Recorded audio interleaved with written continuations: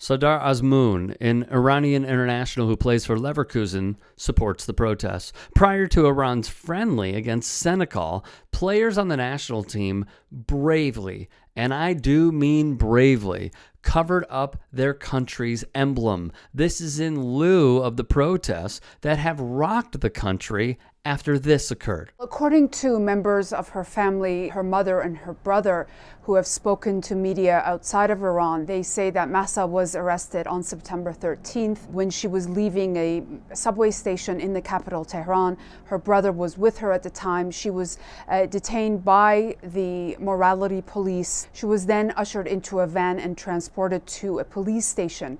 And then at that police station, according to the officials here who have since released CCTV footage, she suddenly collapsed. The police say they believe she had pre-existing conditions and that was the cause of the heart attack. Her family have a different version of events. They say she had no pre-existing health issues. She was a healthy 22-year-old woman who was taken, and she never left that police station. She was transported to a hospital where she was in a coma for a few days, and then she was taken off life support and pronounced dead. 22-year-old Mahsa Amini, it appears, was beaten in police custody and subsequently was killed. This has led to massive protests.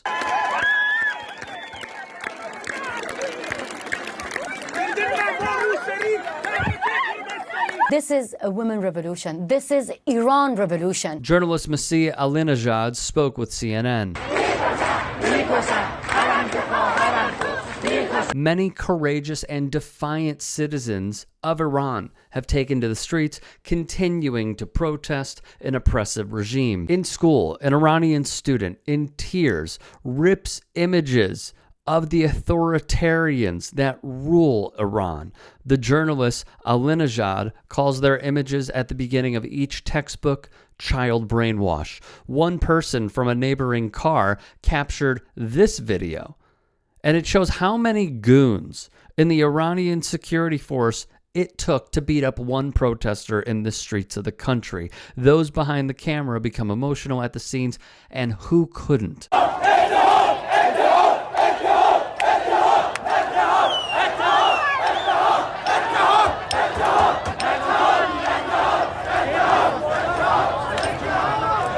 Still, the protesters remain undeterred. As of today, the reported death toll is above 75, though many activists on the ground are saying that is a low number. I want to show you why they're doing this.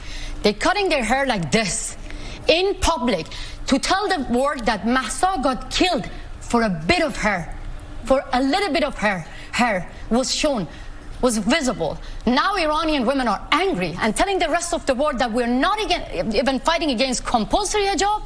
We want an end for gender apartheid regime. This is what the protests are all about. Women in the country sick and tired of living in a world with little to no rights. And that's exactly why the Iranian national team covering up their crest is so utterly important. It's because many sports fans do not have a clue what is going on, not only politically in the United States, but also politically in the world. I saw Roger Bennett tweet on the matter, which the Men in Blazers official account retweeted. Importantly, there have been write-ups in the American sports media as well, just not as many as I would prefer. Sports Illustrated went over the basic facts of why the international squad did what they did. ESPN's Mark Ogden noted 2 fans were ejected that were in attendance for Iran's international friendly against Uruguay days ago. They were protesting the death of Amini in the stands. They bared a placard which read Amini was murdered by the police of the Islamic Republic of Iran. Most importantly for Americans stateside, corporate media is covering the protests, and favorably on some outlets. A heroic figure in Iran,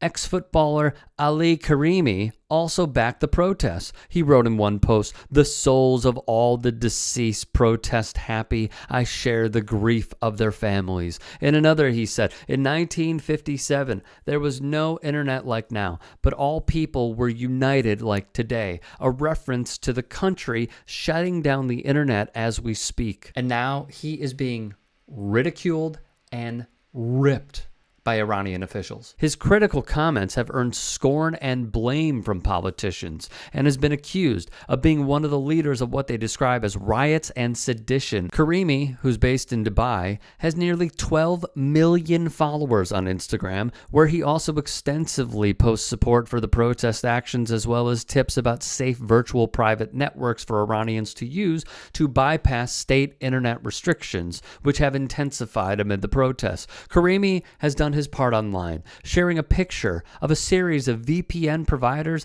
that Iranians could use to get around internet disruption imposed by the government, and another post showing users how to protect their privacy online. On Thursday, he also encouraged people to disengage from individuals and institutions in Iran that did not support the protests, and in a single tweet directed at the military that garnered more than 140,000 likes, he wrote, simply, "A homeland is waiting for you. Don't let innocent blood be shed." Alas, Iranian authorities are now calling for Karimi's arrest. Alinejad would write in an op-ed, "Tens of thousands of demonstrators are defying security forces to ask why an innocent young woman lost her life to religious radicals who merely wanted to show off their militant male power. The compulsory hijab is not just a small piece of cloth for Iranian women. It is the most visible symbol of how we are oppressed by a tyrannical theocracy. Now, by drawing attention to that injustice,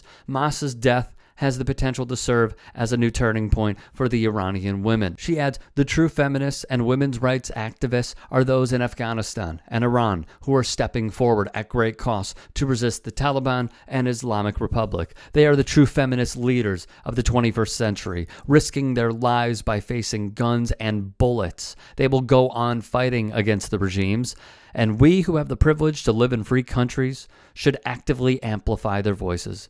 This is the moment for women in the West to stand with Iran's mothers, daughters, and sisters." The brutal death of Mahsa Amini can be a tipping point for the Islamic Republic because Iranians made up their mind. You know, they're facing guns and bullets. The number of the people who got killed, it's more than what you mentioned, Jake, because the regime actually cut off the internet. They're trying to stop the rest of the world to understand how many people get killed.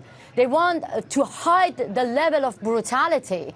So, but right now, what can survive the Islamic Republic? It's the West. If they don't take action, of course, the Iranian regime will continue killing people. What do you want the West to do? First of all, Jake, you have many of those activists in CNN for years and years saying the same thing. But have you ever heard a single slogan against sanction in the streets right now? No.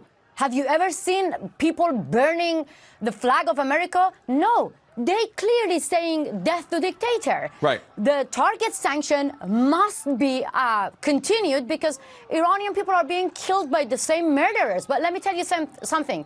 Jake Sullivan, actually decent man, when he condemned the brutality of the police right now, and he condemned the murder of Mahsa Amini. But at the same time, Jake Sullivan says that they want to continue negotiating with the same murderers.